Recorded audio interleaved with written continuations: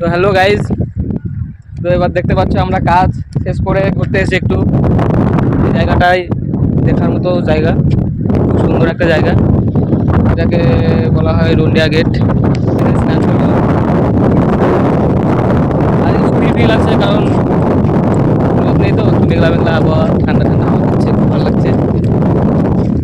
তো এলাম দুজনে মিলে ঘুরতে, কালকে বাড়ি চলে যাবো।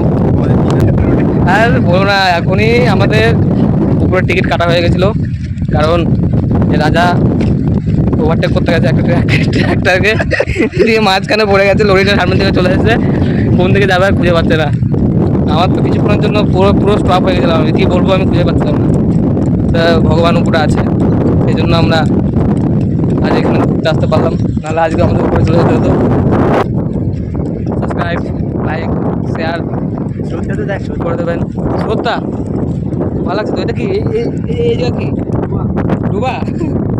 এগুলো তো পরিষ্কার দেখতে পাচ্ছ গাড়ি, এদের আদা উঠছে, এরা পড়ে আসছে না দেখিস। আমি উঠবো কি করে রে? তুই পড়ে যাস না।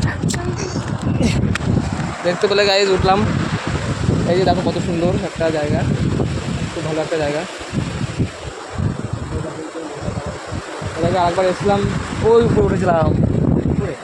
হ্যাঁ হ্যাঁ, এখান থেকে না উঠিস না, গাল দেবে। দেখো ভাবছি মাছ ধরবো এখন আমরা সবাই। মাছ ধরলে কেমন হয় এখন দাদা? হ্যাঁ মাছ থাকবে। দাদা নেমে পড়েছে, বলে এ পড়ে আসছে দেখি দাদা, পড়ে গেলে কিন্তু আবার অন্যরকম বিপদ হয়ে যাবে, প্রচণ্ড স্রোত।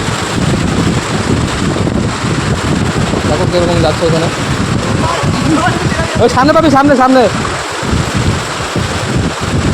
জলে ছিটাচ্ছে, সুন্দর দে রাজা। হ্যাঁ क्या क्या ফটো, ভিডিও স্টপ করে দেতে, ভিডিওটা এখন স্টপ করবো, কারণ আমরা একটু ফটোশ্যুট করবো, আর একটু পরে আসছি। হ্যালো গাইস, রাধা স্নান করতে নেমেছে, হে দেশ বাহি চলে যাচ্ছে কিন্তু, দেখতে পাচ্ছ এবার সামনে এগিয়ে যাচ্ছে, কেমন সাঁতার কাটতে দেখো খালি, একদম ভয় করছে না। হে হে তাকা, দেখে তাকা।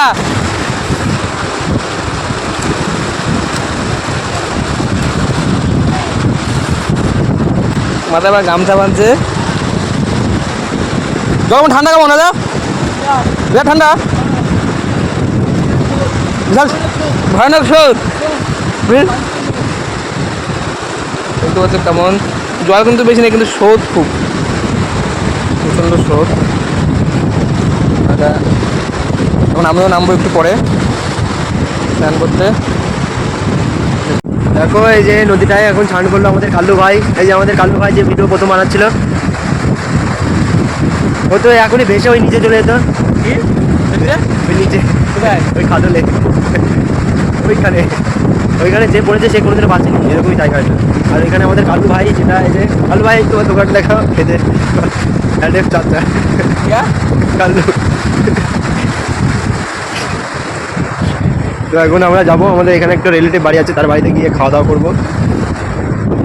এখানে কটা লোকজন স্নান করছে দেখছেন।